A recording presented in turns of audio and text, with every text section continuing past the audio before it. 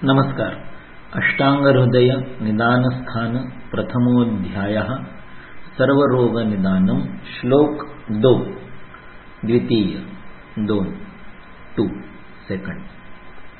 निदानम पूर्वरूपाणि रूपाण्युपशयस्तथा संप्राप्तिश्चेति विज्ञानम रोगाणां पंचधा स्मृतम।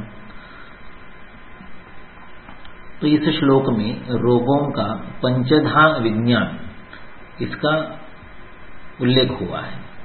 विज्ञान इसका अर्थ हिमाद्री ने लक्षण ऐसे दिया है और विज्ञान इसका अर्थ अरुण दत्त ने ज्ञान, माहिती, जानकारी, इंफॉर्मेशन ऐसे दिया है।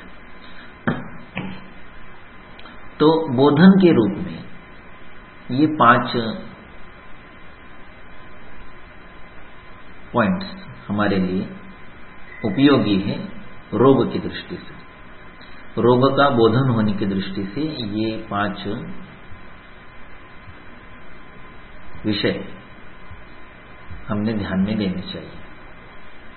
तो देखिए, ऐसा है कि इसके पहले हमने जो श्लोक 3 भागों में देखा, रोग पापमा जरो व्याधिर विकारो दुःखमामय यक्ष्मातंक गदा बाधा शब्द पर्यायवाचिनः, यह श्लोक माधव निदान में समाविष्ट नहीं है।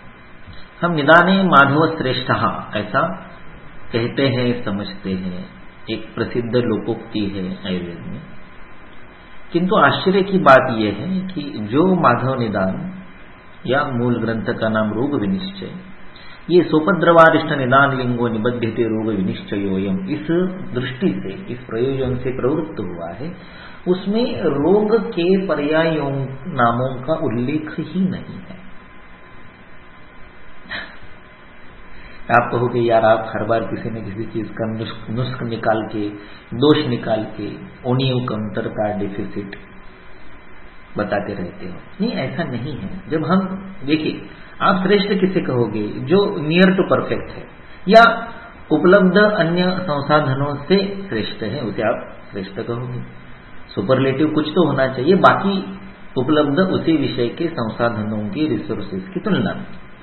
तो अगर आप रोग विनिश्चय नाम का ग्रंथ लिख रहे हो, तो आपने सर्वप्रथम तो रोग की परिभाषा देनी चाहिए, वो तो आपने दी नहीं।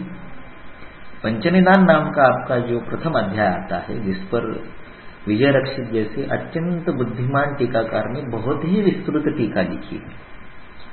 अगर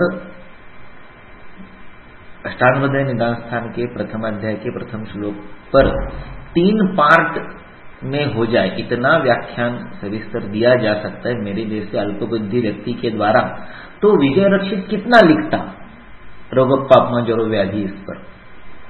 लेकिन वो तो विवश है, उसको तो वो अवसर ही नहीं है, क्योंकि मूल लेखक जो है माधवकर, उसने रोग विनिश्चय में रोग की परिभाषा देने वाला श्लोक ही नहीं लिखा। मंगलाचरण या परिचय के 2 श्लोक जो है, उसके बाद सीधा वो निदानम पूर्व रूपाणी पर कूद पड़ता है, जंप करता है। तो ये थोड़ा दूषणात्मक है या कमतरता है, उणिय है, वहां पर लैकिंग है, ऐसा मेरा अपना आकलन है, मेरा अपना मंतव्य है। क्योंकि मेरी दृष्टि से निदाने वाग्भट्ट श्रेष्ठ, वो मेरा बायस है, मैंने बहुत बार बोला आपको, उसको मैं प्रूव भी कर सकता हूं, लेकिन आज का विषय नहीं है। मेरी दृष्टि से निदाने वाग्भट्ट श्रेष्ठ सूत्र स्थाने स एव ही, वही है। शारीरिक चिकित्सायाम सर्वस्थानेषु वाग्भट, वो तो है। आप उसको मेरा पर्सनल बायस कहे या उस पर जो मेरा व्याख्यान उपलब्ध है उसको देखिए, ठीक है, उसको रहने देते हैं। लेकिन अगर सर्वरोग निदान इस अध्याय के प्रथम श्लोक पर 3 पार्ट में व्याख्यान दिया जा सकता है, तो विजय रक्षित ने कितना लिखा होता। और अगर आप विजय रक्षित की टीका का कलेवर देखेंगे, विस्तार देखेंगे, तो केवल प्रथम अध्याय की विजय रक्षित की टीका, यही एक अलग कोर्स का विषय है। उस पर एक अलग कोर्स ऑनलाइन चलाया जा सकता है। इतना सविस्तर चिंतन विजय रक्षित ने इस अध्याय की टीका में प्रस्तुत किया है। बाकी के जो आगे के अध्याय है जहां पर एक्चुअली ज्वर रक्त पित्त इनका पंचनिदान वर्णन हुआ है, उसमें उतना प्रयास, उतना परिश्रम, उतना स्पष्टीकरण, उतना विवरण, उतना विस्तार विजय रशीद ने नहीं किया, किसी भी अध्याय में नहीं किया है। आप देखिए उसको, ज्वर के अध्याय में भी नहीं। आप बाकी टीकाकारों को देखेंगे तो ज्वर के अध्याय में सभी टीकाकारों ने अपना पांडित्य, अपनी विद्वत्ता बहुत विस्तार से प्रदर्शित की है। वैसे प्रथम अध्याय की तुलना में माधव निदान में, रोग विनिश्चय में, द्वितीय अध्याय में विजय रशीद ने नहीं किया है। उसको जो भी बताना था एक निदान की संकल्पना को आकलन करने की दृष्टि से, वो सारा उसने प्रथम अध्याय की टीका में ही प्रस्तुत किया है। इसलिए वो एक अलग कोर्स हो सकता है, केवल रोग विनिश्चय माधव निदान के प्रथम अध्याय की विजय रशीद की टीका, इतना। अभी आश्चर्य की बात देखिए कि रोग विनिश्चय नाम के पंचनिदान इस प्रथम अध्याय का 80%, 90% जो भाग है वो इस अध्याय से, सर्वरोग निदान से ही आता है। अवसर मिलते ही विजय रशीद ने वहां पर अन्य टीकाकारों के भी श्लोकों का या विचारों का समावेश किया है, लेकिन सर्वाधिक विस्तार जो है वो इस श्लोक का हुआ है। निदान से लेकर संप्राप्ति तक के जो श्लोक है यहाँ पर जो इस अध्याय में आते हैं, इन श्लोकों का विस्तार सर्वाधिक हुआ है और उसके बाद उसने समेट लिया है आगे। और यहां पर फिर से देखिए माधव निदान की, मैं फिर से आपको दोष या क्या बोलते उसको, डेफिसिट या उणी कमतरता ये नहीं बता रहा, किंतु जहां एक्चुअली निदान बताने जा रहे थे तो अकबर जी संप्राप्ति के आगे संप्राप्ति के प्रकार बता दिए, उसके बाद एक्चुअल शास्त्र में रोगों का निदान जहां शुरू होता है, सर्वेषामेव रोगाणां निदानं कुपितामलाः, ऐसे सभी रोगों का निदान कुपित मल यानी दुष्ट दोष है। तो ये कुपित मल दुष्ट दोष क्यों होते हैं, इसका वर्णन दिक्तोषण कषायाल्प इस श्लोकों से वात पित्त कफ और त्रिदोषों का प्रकोप किन कारणों से होता है, ऐसे रसों का, गुणों का, आहारों का, विहारों का वर्णन इस अध्याय के आगे के पार्ट में होता है। वो फिर से रोग विनिश्चय में समाविष्ट नहीं है, जो कि सर्व रोगों का एक्चुअल निदान है। आज के भी अनुक्त आने वाले नए भविष्यकालीन रोगों का भी निदान वही है, उसका समावेश फिर से सर्व रोग निदान में नहीं है। और फिर भी हम गतानुगतिक लोकप्रिय लोकोक्ति को ऐसे ही रटते जाते हैं कि निदाने माधव श्रेष्ठ, मेरी दृष्टि से निदाने माधव नष्ट। उसका एक मेरा अलग व्याख्यान है यूट्यूब पर, जिसको उत्सुकता है वो देखिए। इसमें यह मत समझिए कि मैं किसी चीज की कमियां दिखाने के लिए बोल रहा हूं, मैं आपको ये बताने जा रहा हूं कि जो महत्वपूर्ण है उन श्लोकों को ही स्वीकार नहीं किया और बाकी के श्लोकों को वहां पर लिया गया है, और वो भी वाग्भट से लिया गया है। अस्तु, तो श्लोक है निदानम पूर्व रूपाणि रूपाण्युपशय तथा संप्राप्तिश्चेति विज्ञानम रोगाणम पंचधा स्मृतम।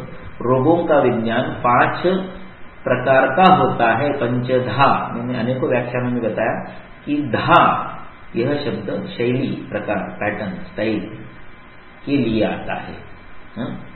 कतिधा, द्विधा, त्रिधा, चतुर्धा, पंचधा, दशधा।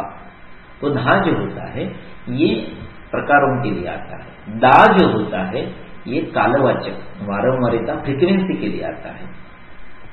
एकदा, कदा, तदा, यदा, सर्वदा, ये जो है ये कालवाचक है। त्र जो आता है ये स्थान के लिए आता है, अत्र, तत्र, यत्र, कुत्र, सर्वत्र, इस तरह से। तो ये जो श्लोक है ये प्रकार बताता है, यानी एक ही ऐसा नहीं है, ये भी है, ये भी है, 2 भी है, 3 भी है, 4 भी है, 5 भी है, जो रोग का विज्ञान आपको करवाएंगे। इस तरह से इस श्लोक का अर्थ है।